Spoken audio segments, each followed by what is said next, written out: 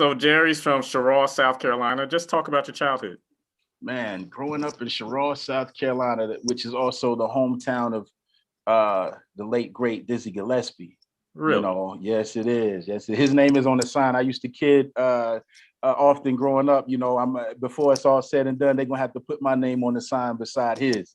But growing up in Cheraw, man, I grew up in a very religious household. We went to church a lot. My dad is currently a bishop. He's been overseeing and pastoring churches even before I was conceived and in the world.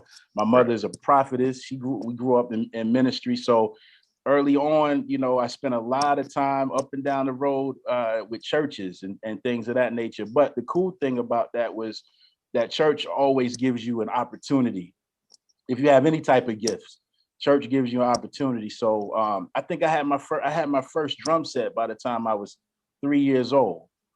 So at this present time, looking back, there was something already in me, which was making me gravitate toward music. So what made my parents buy me a drum set is because subconsciously I would go to the stove, pull out the bottom of the stove, probably 2 years old at this point, and pull out my mom's pots and pans and beat on them. You know what I'm saying? And I'm not exactly sure. Maybe I was using my hands, but I remember being on my knees and I would lift my knee up and down, and that was my kick drum.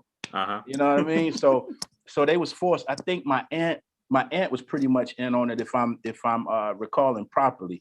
By the time I was 3, I got my first kiddie drum set, man. Okay. Cool. And growing up, simple.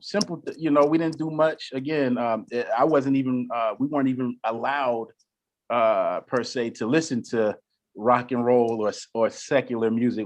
I used to have to kind of sneak and get tapes from my friends and keep it under wraps, take the tape back to my friends in school and stuff the next day. My uncle, he was heavy into like hip hop and R&B and stuff. So he would always come scoop me up. We ride out a lot of times on Saturdays. And then so I would hear like Soul to Soul, Keep on Moving. He had that. I remember hearing Rod Bass for the first time. It Takes Two. And I love that. He had the hatchback Honda and a system in it. And I love that song so much. I remember I had my buddy, I think I was in first grade or second grade. I had him write the lyrics out for me. You know what I'm saying? I needed to know them lyrics so I could rap along with it. So let me hear a little of it. I want to rock right now. I'm Rod Bass and I came to get down. Yes, I'm internationally known, but I'm known to rock the microphone. All right, that's enough. I get stupid. I mean, outrageous. Yeah, I got the first verse down pat.